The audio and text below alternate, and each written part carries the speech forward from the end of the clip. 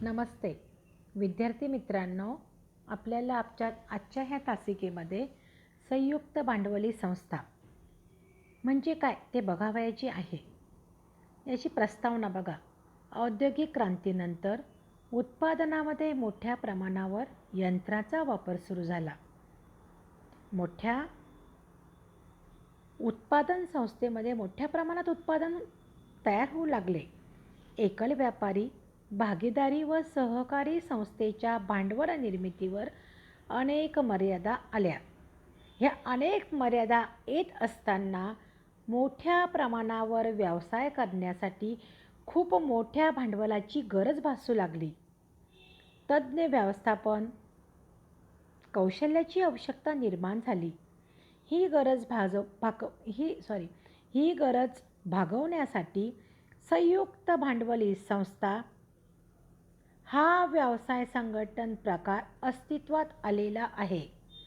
संयुक्त भांडवली संस्था या 19व्या शतकात प्रथम इंग्लंडमध्ये निर्माण झाली. त्यानंतर पूर्ण जगभर याचा विस्तार झाला. कारण याच्यामध्ये ह्या औद्योगिक क्रांतींमध्ये खूप मोठ्या प्रमाणात बदल घडून आला. त्यामुळे ही संयुक्त भांडवली संस्था ह्या मोठ्या प्रमाणात सुरू झालेल्या आहेत. आता याचा अर्थ बघा. नफा मिळवणे हा मुख्य उद्देश ठेवून एखाद्या कायदेशीर व्यवसाय करण्यासाठी एकत्र येऊन काही व्यक्ती ज्या संघटनेची अथवा मंडळाची स्थापना नफा कमवण्यासाठी करतात त्यांची कंपनी कायद्याखाली नोंदणी करतात. त्या संघटनेला संयुक्त भांडवली संस्था किंवा कंपनी असे म्हणतात. आता ह्या संयुक्त भांडवली संस्थेची व्याख्या बघूया आपण. प्राध्यापक जे काही हे आहेत संयुक्त भांडवली संस्थेची व्याख्यामध्ये प्राध्यापक L.H. हेने त्यांच्या मताप्रमाणे कंपनी म्हणजे स्वइच्छेने स्थापन झालेली संघटना होय. त्यामध्ये नफा मिळवला जातो. भांडवल छोट्या छोट्या भागामध्ये विभागले जात असते. हे भाग हस्तांतरणीय असतात. त्यांची मालकी सदस्याकडेच असते. म्हणून त्याला संयुक्त भांडवली संस्था असे देखील म्हणतात. आता ह्या संयुक्त भांडवली संस्थेचे वैशिष्ट्य कोणते ते बघूया. ऐच्छिक संघटना. संयुक्त भांडवली संस्था म्हणजे असंख्य व्यक्ती ऐच्छिक संघटन होय. जात, धर्म, पंथ, लिंग असा कोणताही भेदभाव न करता सर्वांसाठी सभासदत्व खुले असते. कोणताही भाग खरेदी करून त्या व्यक्तीला सभासद होता येत असते. त्यालाच ऐच्छिक संघटन असे म्हणतात. आता नोंदणीकृत संस्था. भारतीय कंपनी कायदा 2013 नुसार प्रत्येक कंपनीला कंपनी नोंदणी अधिकाऱ्याकडे नोंदणी करावी लागत असते. नोंदणीशिवाय कंपनीला स्वतंत्र कायदेशीर अस्तित्व प्राप्त होत नाही. कारण नोंदणीकृत आपण जर कंपनीची जर नोंदणी केली असेल तर आपल्याला सर्व काही अधिकार मिळत असतात. आपल्याला जर काही वरून सबसिडी आली, काही फॅसिलिटीज आल्या तर ह्या आपण नोंदणीकृत अधिकारी आहोत म्हणून आपल्याला ह्या सर्व सुविधा मिळत असतात. म्हणून कोणत्याही व्यवसाय संघटनेचा नोंदणी करून घेणे फार गरजेची असते.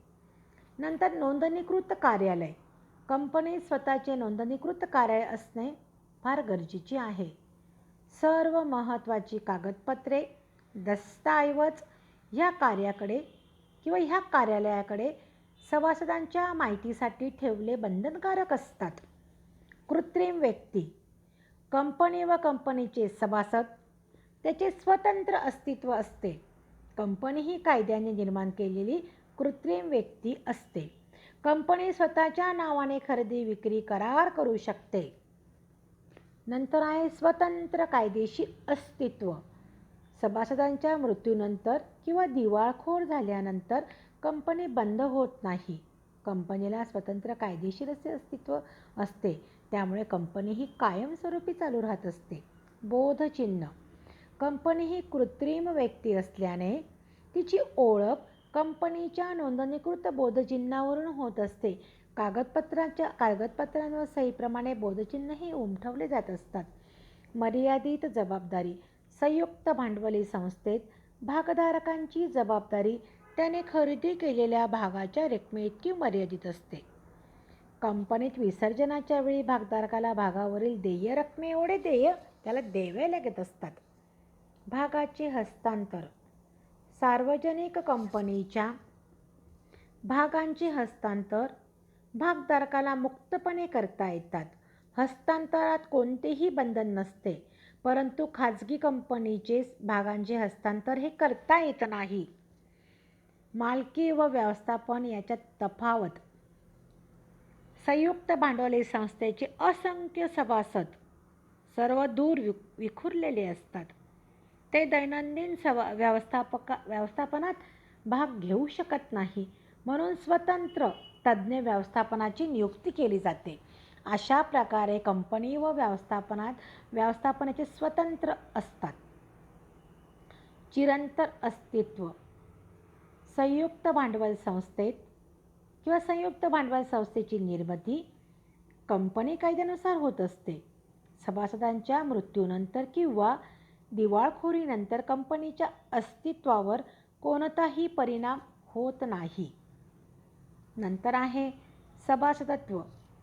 यामध्ये 11वा जो पॉईंट आहे सभासदत्व, त्यामध्ये बघा मुलांनो, कंपनी कायदा 2013 नुसार खाजगी मर्यादित कंपनीत किमान 2 व कमाल 200 इतके सभासद असतात. सार्वजनिक कंपनीसाठी किमान 7 सभासदांची आवश्यकता असते. कमाल संख्येवर बंधन नसते. हे झाले आपले संयुक्त भांडवली संस्थेचे वैशिष्ट्ये. आता बघूया आपण संयुक्त भांडवली संस्थेचे गुण कोणते कोणते आहेत ते बघूया. मोठ्या प्रमाणावर भांडवल. संयुक्त भांडवल संस्थेत भाग हे जनतेसाठीच विक्रीस खुले असतात. भागांची दर्शनी किंमत व मिळणारे लाभ हे फायदेशीर असतात. कंपनी माहितीपत्रकाद्वारे प्रसिद्ध होऊन मोठ्या प्रमाणावर भांडवल उभारणी करू शकते. तसेच मोठ्या प्रमाणावर भांडवल उभारण्यासाठी कंपनी जनतेकडून ठेवी स्वीकारू शकते. कर्जरोख्यांची विक्री केली जात असते. व्यवस्थापकीय व्यवस्थापन. कंपनीचे सभासद सर्व दूरवर विखुरलेले असल्यामुळे कंपनीच्या दैनंदिन कारभारावर देखरेख ठेवण्यासाठी व्यवस्थापकीय निर्णय घेण्यासाठी विशिष्ट गुणवत्ता व पात्र धारण केलेले तज्ज्ञ व्यवस्थापक नियुक्त केले जात असतात. विस्तारास मोठ्या प्रमाणावर संधी. संयुक्त भांडवली संस्थेची भांडवल उभारणी क्षमता मोठी असल्यामुळे कंपनी सहजपणे मोठे आव्हानात्मक प्रकल्प हातात घेऊ शकते. यशस्वीपणे ते चालवू शकते, राबवू शकते. जनतेचा विश्वास. संयुक्त भांडवली संस्थेत कारभार कंपनी कायदा 2013 नुसार त्याची तरतूद आपण चालवत असतो. कारभारामध्ये सरकारचा हस्तक्षेप नसतो. तसेच कंपनीचा हिशोब CA कडून तपासून घेतला जात असतो. जनतेचा विश्वास कंपनीकडून मिळू शकतो.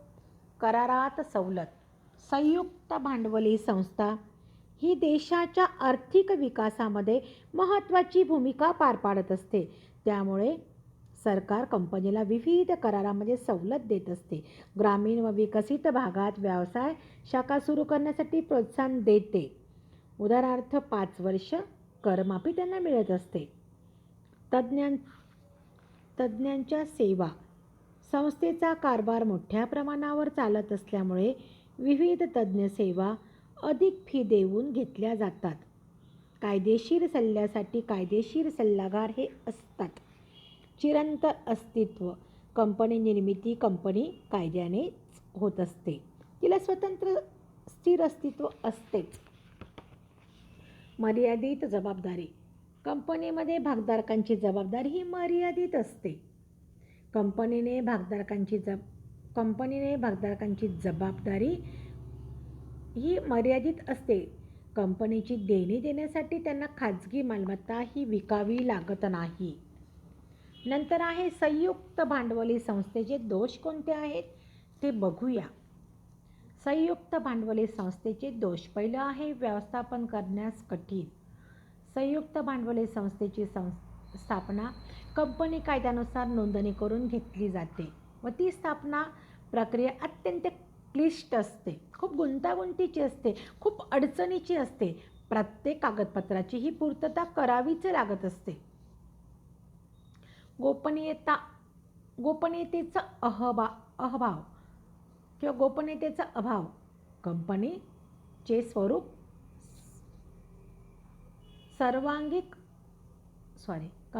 स्वरूप सर्वांगिक असल्याने अहवाल व अन्यायाबाबतीत कंपनीच्या सभेत प्रसिद्धी द्यावी लागत असते. प्रत्येक आर्थिक हिशोब कार्यालयात सभासदांच्या माहितीसाठी ठेवावे लागतात, तेव्हाच ते सर्व सभासदांना कळत असतात. परिणामी गोपनीयतेचा अभाव याच्यात दिसतो. वेळखाऊ व क्लिष्ट प्रक्रिया. कंपनीला महत्त्वाचे निर्णय भागधारकांना ते त्यांच्या सभेतच घ्यावे लागतात. नियोजन अधिक वेळ खाणारी प्रक्रिया असते. सर्व कागदपत्रे सभेपूर्वी 21 दिवस अगोदर भागधारकाला पाठवावी लागतात.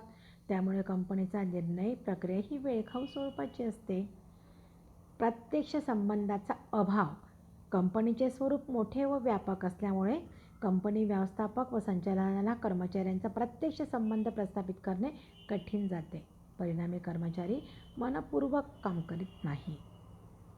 मोठा व्यवस्थापन खर्च. संयुक्त भांडवली संस्था ही मोठी व्यावसायिक संघटना असते. त्यामुळे कर्मचाऱ्यांचे पगार, व्यवस्थापनाचे पगार, मोठी जाहिरात, दैनंदिन खर्च, व्यवस्थापनाच्या मोठ्या प्रमाणात त्यात खर्च करावा लागतो. अविवेकी अनुमान.